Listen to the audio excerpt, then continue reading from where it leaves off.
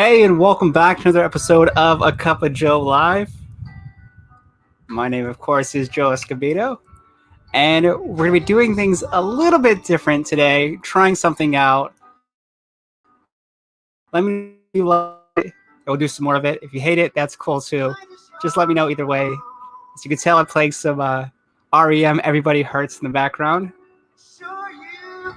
And the reason for that is, there we go. The reason for that is we're going to be doing something, like I said, different. Instead of sharing practical marketing sales tips like I usually try to share, I'll be sharing some stories from my life. People, for some reason, enjoy those. So I think one example is I posted recently on LinkedIn about just a couple of times that I have been rejected throughout my career. And there are many, many more times than this. But this, I think, really struck a chord with a lot of people. Many people messaged me privately saying they found it quite inspirational. It's gotten about 10,000 views and growing. So, yeah, I just wanted to thank you guys so much for the support on this one. It's not something I do all the time, but when I do, people seem to enjoy it. So I thought today I'd kind of share some of these stories. If you want to hear more, let me know. If you want to share your own story in the comments, that's cool too. I think this is a group therapy for everyone here. So feel free to chime in at any point. So the first one was I was talking about a top media company rejected me when I tried to do video on the platform. Now, this is quite an interesting one because I was already involved in that media company. I was also one of their top contributors. But, when I asked the editor at the time, can I do videos? They said, no, you don't have a big enough audience. You don't have, that persona yet. This was about 5-6 years ago, something like that. And it really got to me because I thought I could do some really cool stuff on the platform, but it just didn't come to be. So I took the experience and I said, okay, what can I do about it? I can sit and cry, or I can try to do something about it. And that's when I really just decided to experiment with video on my own channels on LinkedIn and now A Cup of Joe Live, which you're watching here now, through the interviews and things we've done like that. And we've done 63 episodes to date. They've been watched for over 30,000 minutes. And once again, if I hadn't gotten rejected, I probably wouldn't have taken the opportunity to start my own kind of media company because I just would have followed in someone's, footsteps, and this would have been the way it would have continued for on and on. So that was an interesting kind of experiment that we started because, once again, they rejected me. They wouldn't allow me to do it. They said I didn't, have enough personality or enough persona or enough audience, whatever it was. They just didn't want me on the platform. So it is what it is. And, no hard feelings either way. The other one, and I think this one everyone can relate to. So, in our world as consultants, as trainers, as whatever you want to call us, there are times where people just don't buy what you're selling. And it's pretty common for the most part. Some people will love what you do. Some people will hate what you do. And that's fine. So, last year was a rocky year for most of us. There was some inquiries I got. Some deals didn't go through. Some got postponed, et cetera, et cetera. But one that really struck a chord with me, it was with a company, very large company, that had known me. And they asked me to pitch for one of their, strategy things that they're rolling out. And so I thought, okay, well, I know them, they know me. Hopefully they're happy with kind of the work I do and things like that. But in the end, they just opted not to go with me and my team, which, once again, in hindsight, was probably one of the best things that happened. At the time, it was quite frustrating because I was like, you know what, we know the company, we know you, we know the team, we know how it works. We could have done a very good job, but once again, didn't turn out that way. So it made me think, okay, what can we do differently? How can we refocus and go towards the type of clients, the type of partners that people like what we do. And we found that we really have a really sweet spot with the B2B tech audience. We've done work with LinkedIn and now with Adobe and a couple others, Hootsuite over the past few years. So it's something we've really enjoyed. It's an industry that I'm very passionate about. And it's been one that's really, really helped the business significantly because we have, a very, very strong portfolio. I mean, I myself have trained at least 30 of the Fortune 500 tech companies. So it's been quite an interesting ride. And I think, once again, if we hadn't got rejected, I probably would have just gone out and I said, okay, let's go with every company under the sun. But it wouldn't have made sense for the business. So once again, it was tough, to hear the news at the time, but it worked out all right so far. This is an interesting one.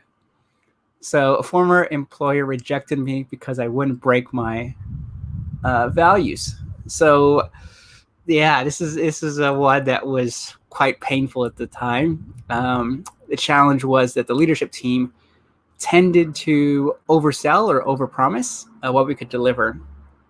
And so I always took that as I didn't really sit right with me. So one time I approached the leaders and, in a very passionate way, as I do. And I said, you know what, perhaps that we don't take this approach anymore, because yes, we're going to sell something, but at the end of the day, it's going to have a negative impact on, the company's brands and our personal brands, because we're not able to deliver. So, they disagreed with me. And so we had a falling out. But once again, it wasn't something that I would have done any different. I think that's one of the reasons that I wanted to start the company a few years ago, is that I really believe in transparency and treating people the way you want to be treated. And so if we promise something, we're going to be able to deliver, or we're going to try our damnedest to do it. We're not just going to say we're going to do something magical, pull a rabbit out of the hat, and then that's it. So that is something that, once again, in hindsight, it was extremely painful, because I thought I had done a very good job with the company. The company had grown quite rapidly during my tenure.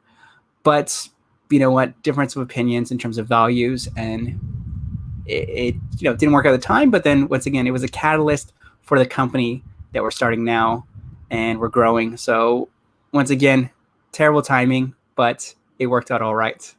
Another one that I want to talk about, once again, I have tons of failure stories, but one that I posted about 3 a.m. So if I look a bit tired, I was writing LinkedIn post at 3 a.m. One of which was around my own experience doing public speaking. I'll quickly bring it up. Let's see. There we go. So for most of my life, I have been terrified of public speaking for a couple different reasons. I am not a natural extrovert.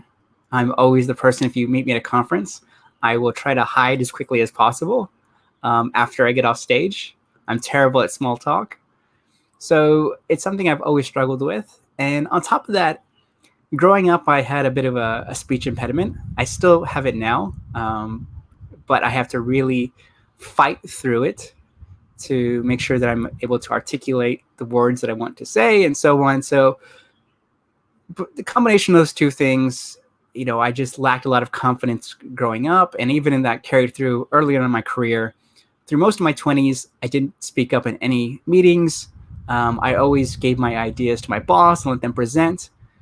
So once again, it was tough because I knew that I had gotten passed up on a lot of different opportunities within my career because I was just too scared to speak up.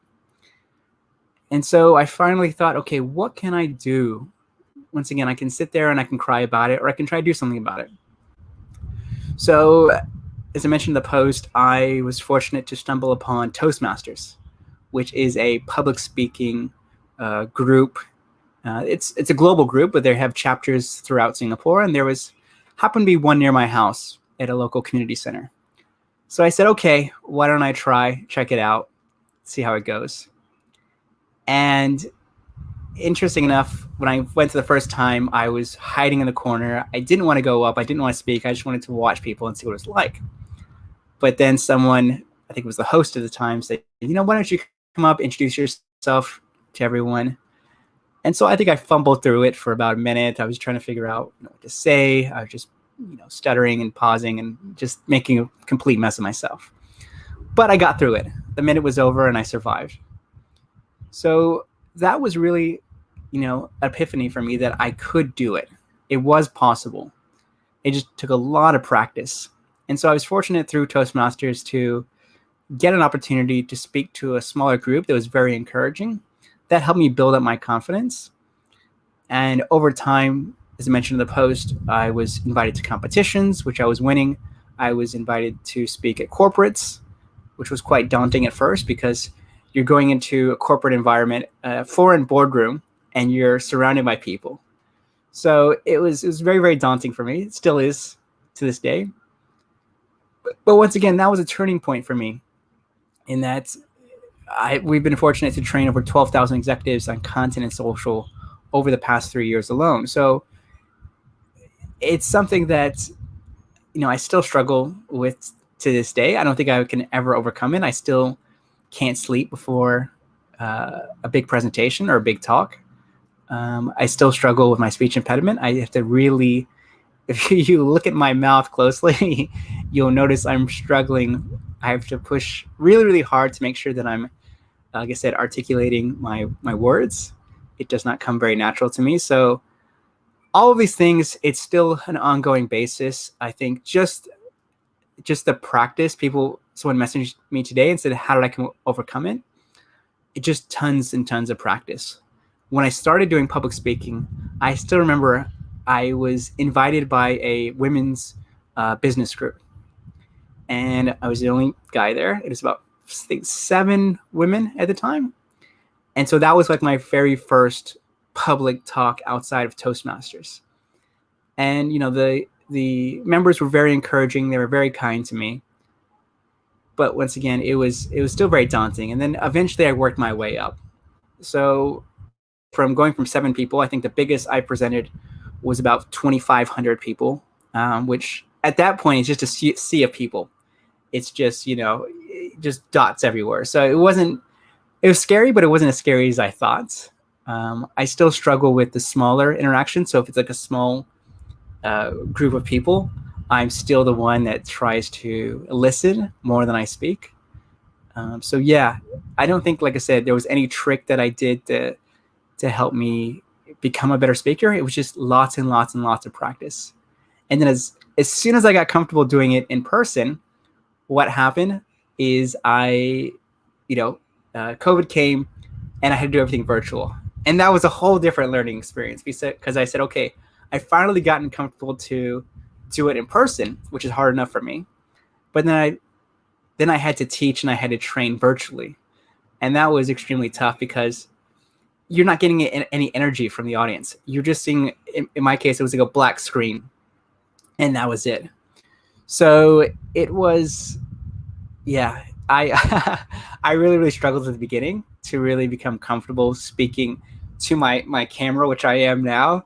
Like I said, but 63 podcast episodes in, dozens of virtual trainings that we've done over the past year, it became a bit more natural, but it's still, once again, it's something that I would never overcome, but I just have to work through it each day like every one of us. So I just wanted to share a couple of those stories. Let me know if you found them helpful and you want to continue this series. If not, we will go back to the usual practical marketing and sales tips that we always try to share. And as always, let me know if you have any rejection stories of your own. I would love to hear it. Would love to feature you as well. Hey, Sophie, thanks for joining. So he says, it's quite a relatable and learning experience for anyone going into public speaking. Yeah, exactly, Sophie. So I think this is something that's applicable to anyone, really. One thing I realized is the more you progress in your career, the more these soft skills are important. So while everyone thinks that, the technical skills, the hard skills are extremely important, it's also important to understand that as you progress, it's important to be able to communicate within your team, communicate to different stakeholders, and that also comes through, being able to speak in public, which if you haven't developed that skill early on, it's going to get really, really tough. And I really, once again, really struggled when I was in a position to break in and try some of those things. Hey, Adrian, thanks for joining us. So soon you'll be breaking those rules on public speaking, innovating. You're natural at it. Rejection is a great way to refine and hone your skills to do better next time.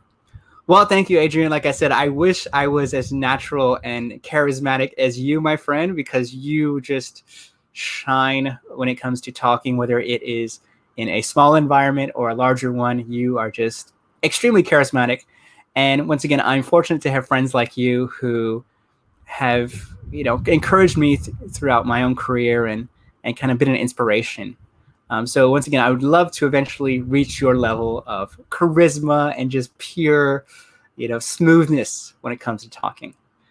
So thank you for that, Adrian. I will have to, once again, learn a lot from you. But like I said, if you have any tips, Adrian, because I know you are, obviously, you do a lot of public speaking, whether it's for conferences or webinars or through clients. So if there's anything that's worked for you, do let us know. We'd love to hear your experience as well, because like I said, you're one of those people I look up to when it comes to communication skills.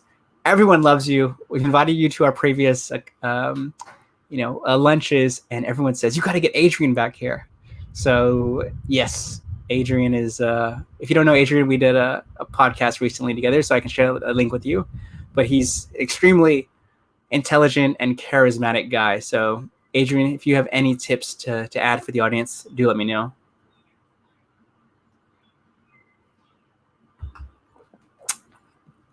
Awesome. Well, guys, like I said, I appreciate you giving me the opportunity to talk about my own rejection. If you have any, experiences you want to share, I would love to hear it. Adrian says, relentlessly rehearse repeatedly. That is always a tongue twister for my friend. You're pushing my you're pushing my ability to speak. But yes, relentlessly rehearse repeatedly. Absolutely. Like I said, I wholeheartedly agree with Adrian. The more you do it, the more you become more comfortable and the more skillful you become. So thank you so much for that, Adrian. Like I said, it's good advice for everyone listening to today's episode. And once again, I really, really appreciate you joining every Thursday. It means a lot to me. And once again, I feel like I have to do a quick public shameless plug just before we go. Thanks to everyone who is joined our masterclass community. If you're interested, there's a link. So just go to my LinkedIn profile and just copy and paste this link right here. We've gotten some very, very smart marketers from across Asia and Europe who have already joined the community. So if you're interested, like I said, do let me know if you have any questions. Otherwise, you can copy and paste the link in my headline there, and would love for you to join the community. Otherwise, thank you guys so much for joining and for listening today. Hope you found it helpful. Stay safe, everyone. Take care, and we'll see you next Thursday, same time, 12 p.m. SGT. Take care, everyone.